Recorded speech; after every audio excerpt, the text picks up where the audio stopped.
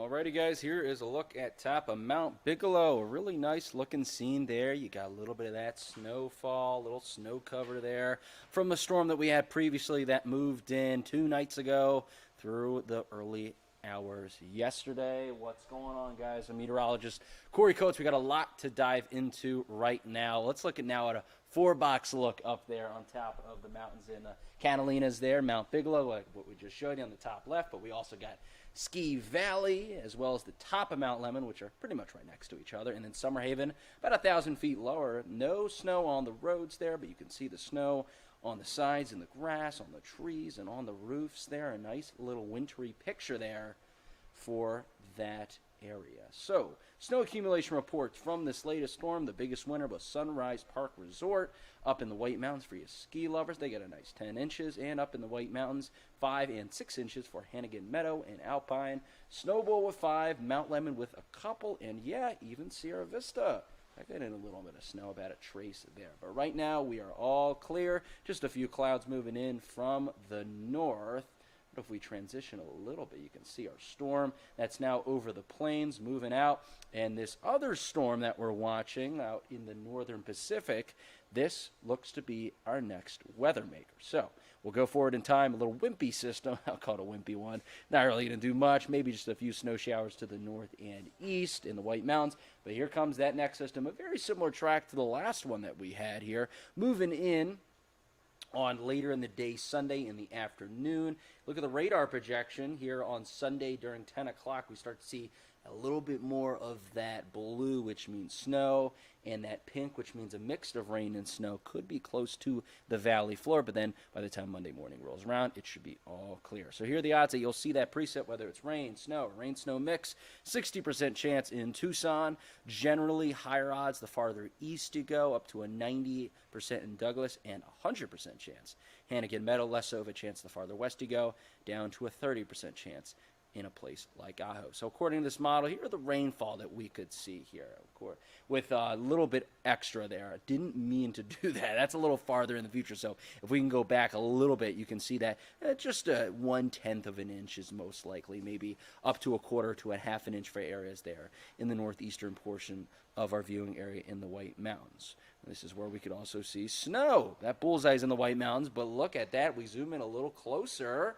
Yeah, this is what the GFS is showing in terms of snowfall. Look, we're not expecting snow throughout the entirety of where it's showing the contours, so no snow for all of Cochise County, but what it's indicating is that there is a good possibility that we could see snow near the valley floors of some of the higher valleys out east, like Tombstone and Sierra Vista, with the main bulk of that snow being in the White Mountains, where they could see another good thumping of snow, possibly over a foot. Okay, so here is the snow levels for our next storm, timing it out for you. By far the lowest snow levels of the year. We'll start off in the day around 4,500 to 4,000 feet. So that means it'll start off as rain in Tucson, Nogales, Douglas, and Benson.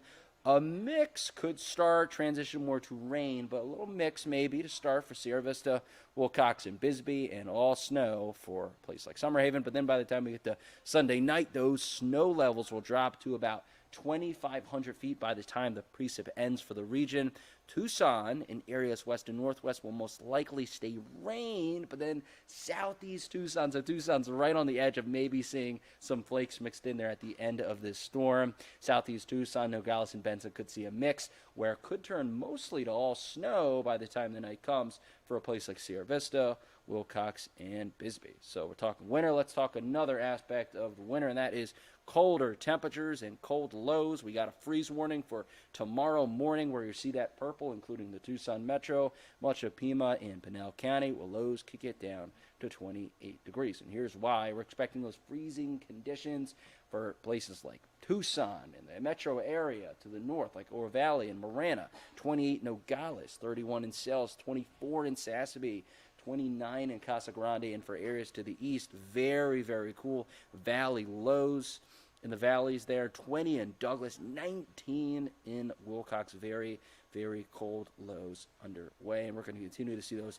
very cold lows and near freezing lows for the next 7 days, rebounding up to 35 for Sunday, so maybe a frost, but then back down to the coolest lows we've seen by far this year in the 20s by early next week, where we could see a hard freeze. Then we'll see those temperatures rebound just a bit, but only peaking at 36 in terms of your low temperatures. That is still pretty chilly. So a lot of these days we'll have freezing or below freezing conditions.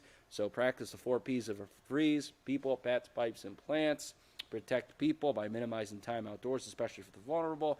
Pets, keep them bundled up and bring them inside. Pipes, open the sink cabinets to expose pipes to heated air. Disconnect the hose in the water. And plants, cover them up. But I think the best bet is to probably just bring them inside. So here's what that 7-day forecast looks like. Cool temperatures in the upper 50s through the weekend, where we have first alert action night and morning for tomorrow night and morning for Saturday with the freeze warning. Then we have that system moving through. Maybe a chance of snowflakes at the end of the system in the evening with windy conditions blowing in the coolest air of the season by the time we get to the beginning of next week, with highs only at 40 and lows in the 20. Winter weather